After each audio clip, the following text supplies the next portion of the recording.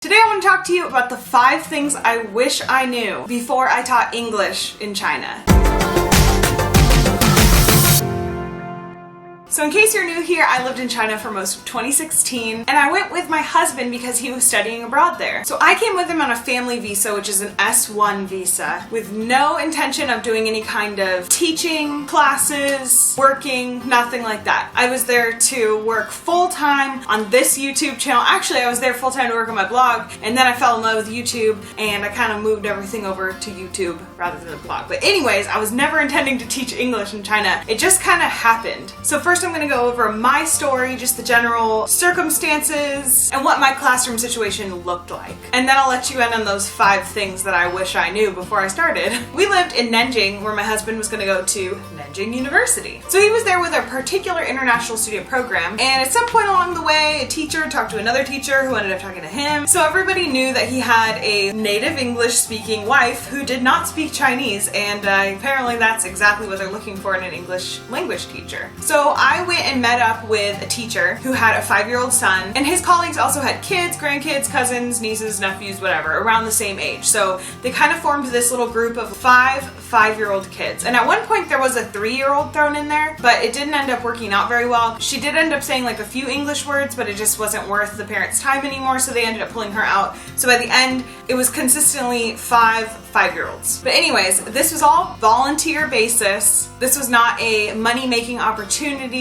I don't know why, I just thought it sounded fun, so I just went for it. And I don't think I've ever told you guys this, but I actually did teach an ESL class for 1 semester in college at a community center the next town over, and that was actually to a group of Spanish-speaking adults. And I did that one all because of prep for the Peace Corps. Anyways, really long story. So basically, it was a very casual, unstructured environment. It was going to be once a week, every Friday, for 1 hour, and we did the lessons in a classroom in one of the mini Nanjing University buildings. They told me the first class could be just like kind of more of meet and greet, just getting to know the kids, make it more fun, do some games, and they were going to have the kids bring some of their books from school, from their English classes in school, so that I could read to them. So the kids show up on the first day, and I'm expecting, you know, the teacher to come in and be like, here's some books for you to read, like here's a suggestion for a game. I had prepared like a little bit, but not very much, because from the way that it was described to me, it sounded like things were going to be kind of prepared for me the first day, but they weren't.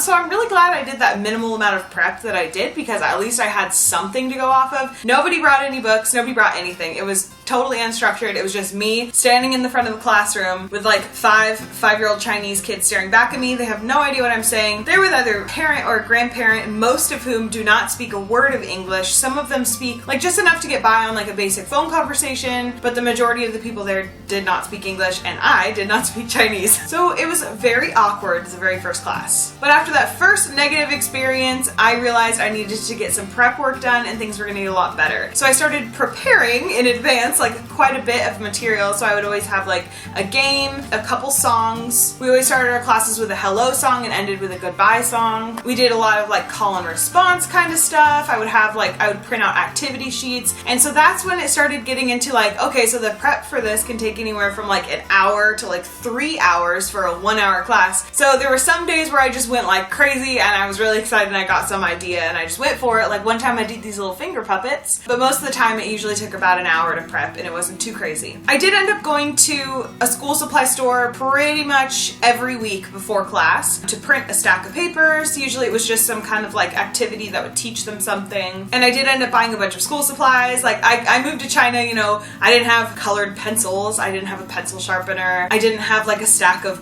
blank paper, you know, so I had to go to the school supply store and buy a bunch of stuff. So it's a little unfortunate if you're in a volunteer position, or I mean if you're in a paid position where you're not getting paid very well, you do end up needing to buy things, at least in an unstructured environment like that. For most of you watching this, you're probably going to China in some kind of a structured program, and you won't have to worry about that kind of stuff. But I will explain a couple things that I used that were totally free resources online. Those helped me a lot. So if your environment is sounding like a structured one and you get there and it's very unstructured, then I've got you.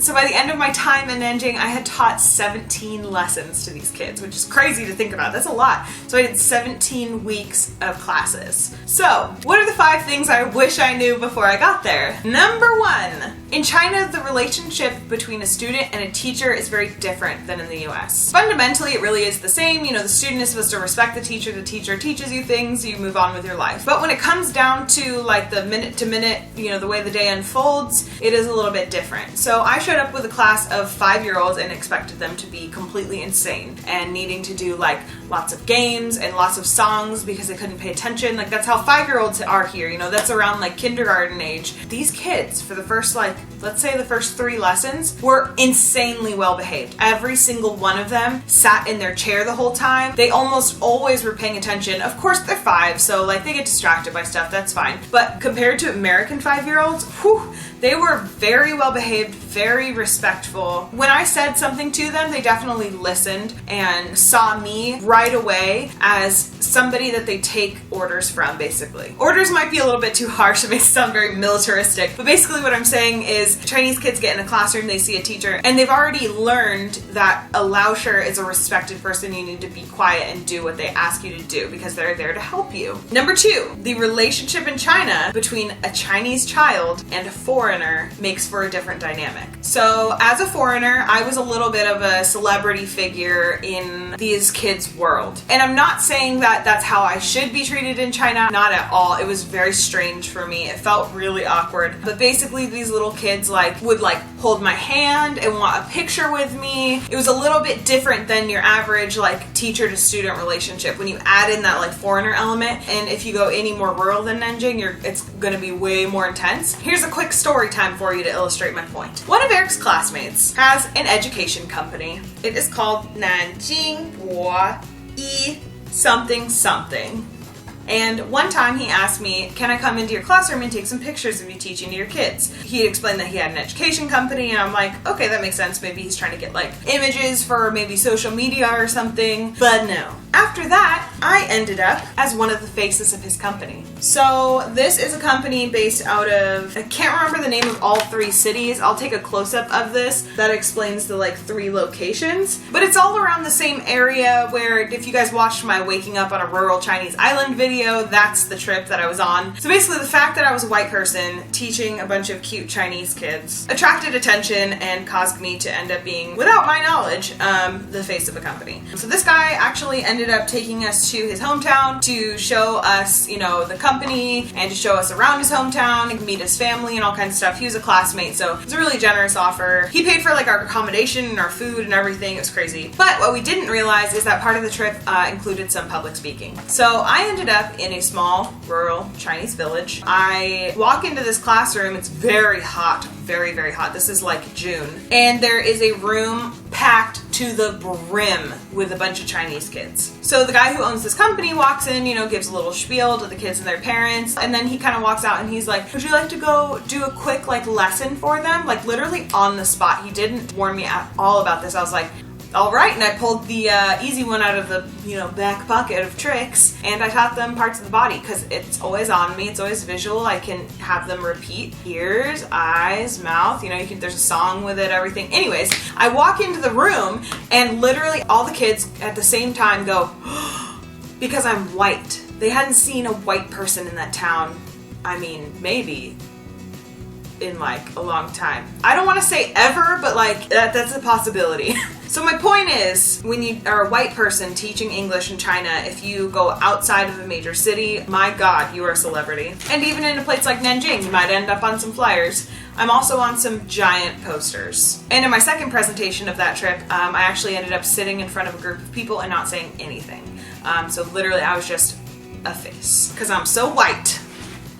Number 3, not speaking the same language as your students is freaking hard. There would be moments where they were super crazy and I wish I could have just given them some instructions very firmly in Chinese, but I couldn't. I could only tell them things in English, which is exactly what their parents wanted, and that's what a lot of those structured language programs in China want from their instructors. They want you to never speak a word of Chinese, keep your accent, keep speaking English to them, just speak a lot at them, just keep going. Because that accent is really valuable and they want to have their kids pick up on that accent if possible. However, this poses a lot of problems in the classrooms, and even with the parents and teachers there, the ones who didn't speak English, it made it really hard to communicate. So there's definitely ways around this, and this is why it's something I wish I knew, because what I should have done in hindsight is learned just the Chinese phrases I would need to tell the kids to shut up and sit down, and to be cordial with the adults when they come in and out of the classroom. But yeah, just be prepared for that. Not speaking the same language as them, in theory, sounds okay because it's an English class, so of course the topic is English. However, as a human, there are just some courtesies that are completely left out, and it makes for some awkward situations. This brings me to number 4, and that is that there are a crap load of free online resources. However, there are a lot of really bad online resources, or ones that say they're free, and then when you get into it, you end up having to pay for content if you really want it. I ended up putting together a list of 6 of my favorite resources. I know 6 is a lot, but I did end up using all of these. So some of them are websites with free books, some of them are websites with free printables, some of them are actual full lesson plans. So I'm gonna have all those websites linked down below. And lastly, number 5, you're gonna miss those kids a lot. So on my last day there, I ended up putting some gift bags together for them. I probably spent more money on those than any of the other stuff, but they were super cute little things. It was a notebook and a pen and learning type things. I think I threw some printable activity sheets in there too. I just wanted them to have something. And then on the last day, everybody else brought me something. The things that are really the most cherished for me is this. It's so cute. This was a drawing that was done for me by one of my students, Aria. That's her English name. I never learned any of their Chinese names, by the way. I only know their English names. I'm not sure what this says, but those are legible letters of the alphabet. So I'm really proud of her, and also this is so cute. I love it. Another very cherished thing is this, which is a photo of me with the kids, and then on the back they wrote their English names and their Chinese names. If any of you guys can read these Chinese names, let me know. Eric was having a lot of trouble with them. I missed them a lot when I first left. And actually a lot of their parents ended up adding me on WeChat, and the kids would send me these messages, and it was so cute. They called me Mrs. Brown, but in Chinese it's more of a rhythmic language. So Mrs. Brown is to down and down, so they said Mrs. Brown. It was super cute. They put an A in the middle almost. So they would send me messages on WeChat, the voice messages, and they'd be like, sorry guys, my camera died, so you got a little bit of a quality downgrade because I had to switch to my GoPro. Anyways, they sent me WeChat messages on pretty much every American holiday, and they would say, hello, Mrs. Brown, and then I would send back, hello, Kevin. I would do voice messages back with them. They are so cute, and I miss them so much. This is something I'm gonna save forever and ever. So cute. Linda, Kevin, Teddy, Aria, and Daniel. Those were their names. 4 kids actually already had English names, but Daniel, I'm pretty sure I gave him his English name. That's something else I didn't mention, is that if you teach really little kids in China, you might end up being the one who gives them their English name, and that might stick with them forever. If they come over to America, do business, go to college, they might end up still using that English name that you gave them. So choose carefully. Basically, I asked them, what's his name in Chinese? And they said it very quickly, and I heard a Dan sound in it. So I was like, Daniel, that works. And then I named another little girl Charlotte. It was really fun. I wanted to give them classic English names that sound good as an adult too. But I came up with those on the spot. I miss those kids. And you're gonna miss your kids too when you leave. You miss them in a way where it makes you almost forget the hard beginnings that you had when you started teaching, because there are some challenges. Like I was saying, it's really hard to be in an environment that's less structured than you expected it to be. It's hard to teach English to people who don't speak even a word of English. Their parents don't speak English. But the relationship that I built with these kids over 17 lessons made none of that important, because by the end of it, they had all learned a decent amount of English. I had actually taught them things. They remembered things. They know how to respond when I say, how's the weather? They're only 5.